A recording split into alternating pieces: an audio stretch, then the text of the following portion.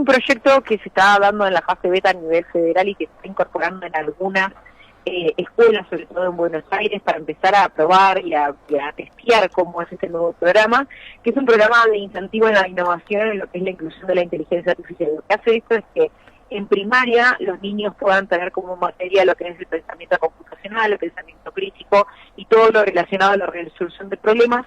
En jardín, en algunas escuelas, todavía no está muy especificado todo lo que tiene que ver con la inclusión de la inteligencia artificial desde el lado lúdico. Y en la secundaria, que es la noticia más importante, incorporar en la materia de inteligencia artificial el uso de GPT, Copilot, cualquier tipo de inteligencia artificial, además de análisis de datos y programación. Esto está todavía en una fase beta, queda un gran desafío, que es poder empezar a capacitar a todo el cuerpo docente, no solamente desde lo tecnológico, sino desde lo pedagógico, para poder nivelar a todas las escuelas del país en esta nueva era y en esta transformación de este programa que se llama Paideia, que es un nombre que viene del griego antiguo, que es educación integral. Uh-huh. Belén, ¿hay antecedentes en América Latina de gobiernos que han adoptado esta decisión, digamos, de aplicarlo a las escuelas ya? Que ya la hayan aplicado o no, que estén en conversación, sí. La realidad es que quienes hoy lo han aplicado ya es China. Desde septiembre ahora ya se empieza a aplicar y ya está todo ok para que se incorpore en el ciclo lectivo, y Estados Unidos ya firmó un acuerdo en donde en el próximo ciclo lectivo ya se incorpore, y es algo que ya está confirmado y está capacitado el equipo docente. Bien, se deja de pensar la inteligencia artificial entonces como una amenaza y se busca de alguna forma formar a los ciudadanos, en este caso a los alumnos, por supuesto capacitando a los docentes y generar o tomarlo más como una herramienta que sirve muchísimo, ¿verdad? Totalmente, hay que mirarlo como una herramienta que nos va a servir, hay que mirarlo como una herramienta que llegó para quedarse, que no es moda, que tenemos que ver de qué manera la podemos inculcar en nuestro día a día para aumentar nuestra capacidad humana. Yo lo que digo es que la inteligencia artificial bien utilizada aumenta nuestras capacidades humanas y sobre todo nos hace más productivos y crear una mejor calidad de vida, que eso es el fin que tenemos como seres humanos. Belén, esta nueva herramienta, como dice usted, que se va a aplicar en la República Argentina, va de alguna manera a modificar las prioridades en las escuelas, pero la pregunta es, ¿forma estos ciudadanos críticos o usuarios eficientes? Yo creo que bien aplicado va a usar usuarios eficientes. El tema es el siguiente: acá el desafío que va a tener la Argentina a nivel de educación, el Ministerio de Desarrollo Humano que impulsa para la Secretaría de Educación, el gran desafío es qué va a pasar con aquellas escuelas que no tienen acceso a la electricidad, que hoy no tienen acceso a la tecnología. ¿Cómo se va a impulsar esto? Porque como proyecto me parece un proyecto espectacular, me parece un proyecto que puede cambiar la educación en Argentina, que hoy está en el siglo XX. Pero sí, tal cual. El desafío es cómo van a hacer para que los docentes se capaciten. Si bien en Capital Federal, y esto es un dato no menor, en Capital Federal hay una academia virtual de inteligencia artificial para los docentes en Capital Federal de secundaria, por ejemplo. Uh-huh. Eso ya es un gran avance. Pero el desafío es cómo nivelarse todo un país en la educación integral y en este cambio de paradigma.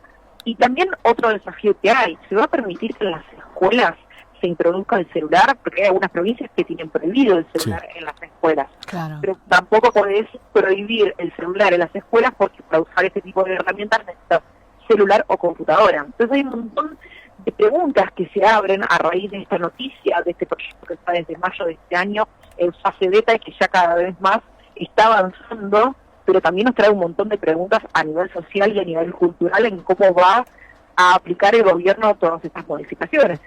Claro, la brecha digital es sin duda un obstáculo, ¿no? Porque las escuelas que están en las zonas de las capitales de provincia o en las localidades más grandes tienen acceso a internet, tienen quizás las herramientas de manera más fácil, pero en las escuelas rurales, en otros lugares más alejados, es mucho más difícil acceder a los servicios básicos inclusive.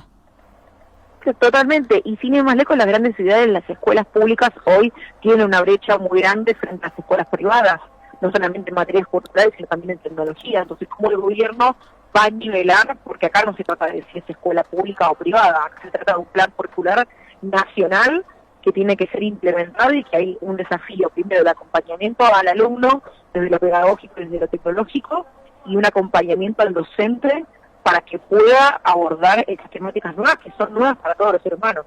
Claro. En los grados, digamos, de los niveles más bajos, nivel inicial, en los grados más chiquitos, el jardín o nivel inicial, los primeros grados de la primaria, ¿cómo se podría introducir esta herramienta tecnológica?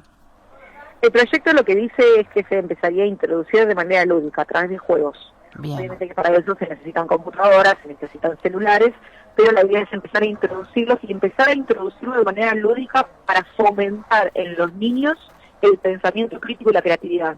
Son grandes habilidades que la inteligencia artificial necesita del ser humano para cooperar en conjunto y que no genere un sedentarismo cognitivo. Uh-huh. ¿Hay que entender a la IA como una aliada en el sistema educativo también? Sí, yo creo que en el sistema educativo es una aliada no para reemplazar, no es para reemplazar al docente. La inteligencia artificial lo que vino es primero a la educación, a que los niños no lo utilicen en sus casas a escondidas para aprobar un examen, sino que se transforme el sistema educativo y enseñe a los niños más a pensar, a ser creativos y a exponenciarse, apalancándose y siendo conscientes que tenemos una herramienta que nos puede potenciar. Belén, usted hizo referencia a algo importante que también acá nuestra compañera Ivana lo remarcó con respecto a la igualdad de condiciones, ¿no? La UNESCO, con respecto a la inteligencia artificial en la educación, hace referencia a esto y que se tiene que priorizar los principios básicos de inclusión y equidad. ¿Cómo lográs eso en el contexto latinoamericano? Es un gran desafío a nivel nacional y ahí es también qué es lo que va a tomar el gobierno como decisión de qué abarca primero. Porque en materia de inteligencia artificial, en materia de tecnología, no solamente tenés la educación, tenés la regulación. Entonces, como gobiernos, quienes se encargan de la educación y de la regulación y de las condiciones de la educación, son los gobiernos. Entonces, dentro del gobierno, eso no está especificado en este proyecto de Paideia, pero... Que tendría que ser básico, Belén. Sí, y hay un montón de cosas que tendrían que ser básicas y hoy con el avance de la tecnología estamos viendo que está buenísimo la inteligencia artificial, está buenísimo lo que nos trae, pero si lo miramos desde una perspectiva a nivel mundial, entendemos que hay muchos sectores que están muy vulnerables en esto. Claro. ¿Por qué? Porque no tienen acceso a la tecnología, no tienen acceso a la educación, no tienen acceso a poder ni siquiera comprarse un celular. Entonces, ¿de qué manera los políticos y los gobernadores van a hacer que esto suceda? Obviamente va a ser un proceso, y entiendo que no es de la noche a la mañana, pero sí es algo que tiene que estar en discusión en las mesas hoy de los gobiernos.